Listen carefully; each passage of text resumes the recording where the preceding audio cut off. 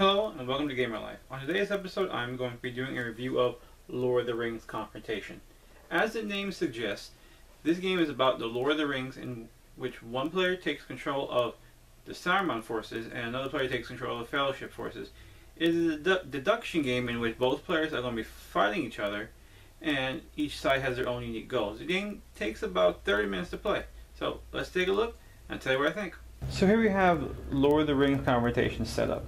It's pretty much advanced Stratego in which each player has the same number of pieces, nine pieces, 9 characters each. You set it up, but you do not know where your opponent's putting his pieces, nor does he know where you're putting your pieces. Now, for the Fellowship to win, they have to get Frodo all the way up to Mount Doom. For the Sauron player to win, they have to either A, kill Frodo or get 3 of any of their characters inside the Shire. Whoever does that first wins. So on a player's turn they have to move a character forward. Unless a character has a special movement and they may move sideways or they can move backward even. But by doing those special movements you have to reveal what the character is, and that gives your opponent an advantage because they then know what pieces is where.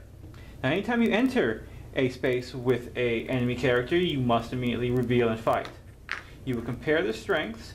If anybody has any reveal abilities on their cards, like for example Boromir here, it has when he is revealed, he's defeated, but he also defeats the other player, so he pretty much sacrifices himself to kill the other player. Once all those abilities are resolved, you then would play a card. The Sauron player has 6 cards numbered 1 through 6 with 3 special cards, while the Fellowship player has 5 cards numbered 1 through 5, but they have 4 special cards with special abilities. You reveal both cards at the same time. The Sauron player would activate his cards first, then the Fellowship player. Whoever has the highest power wins. In case of a tie, both players would die.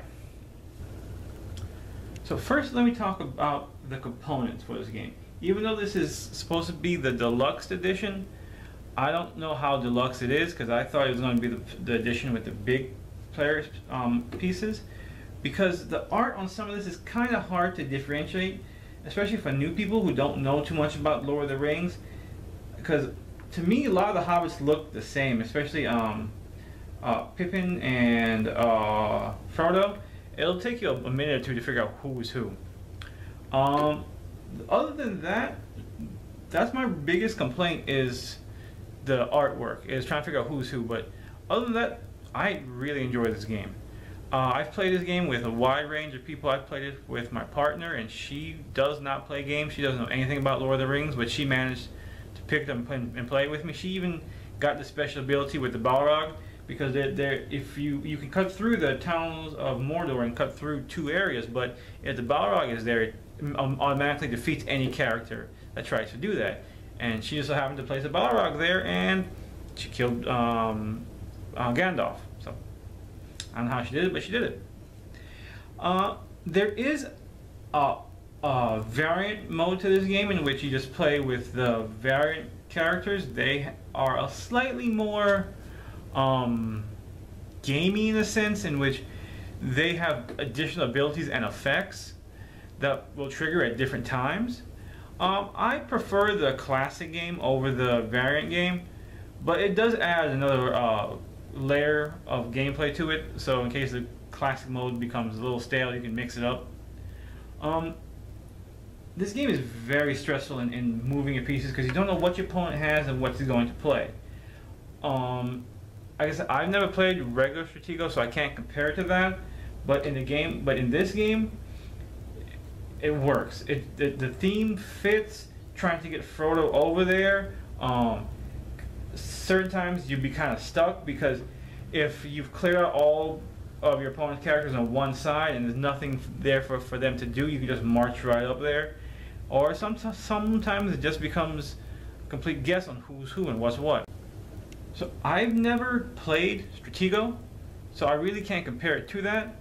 But I do enjoy this game. This game has a lot of tense moments in which you don't know what piece is where, what your character is going, what your opponent is going to do, how are you going to play your pieces, because as powerful as the Sauron player is, the Fellowship player has ways to beat them, and certain characters are specifically designed to beat them, such as Legolas is specifically designed to beat the Flying Nazgul, which is their dive bomber unit, in which he can fly over to any spot and attack from anywhere on the board. So it is very stressful because you don't know what your opponent is going to do and how you're going to react to it. But because of that, it makes it a very good game. I played this game with several people. I played this game with my partner, and she doesn't know anything about Lord of the Rings, and she managed to pick it up and play it one time. She even managed to do a special ability with the Balrog, in which you can do a special move through the tunnels of Moria and cut through the middle part. But if the Balrog is there, it kills you immediately. And she just so happened to have the Balrog there, and she killed she killed Gandalf. Don't ask me how she did it, but she did it. I truly enjoy this game. It's simplistic enough that almost anybody can pick it up and play. My only biggest, like I said, my biggest problem is the artwork. And you can also, and these tiles are interchangeable. You can swap them out and play the variant mode also if you're wondering how that works. Swap them in and out. So that is my review of the Fellowship Confrontation. Thank you for watching, and remember, I believe there's a game for everyone. Thank you.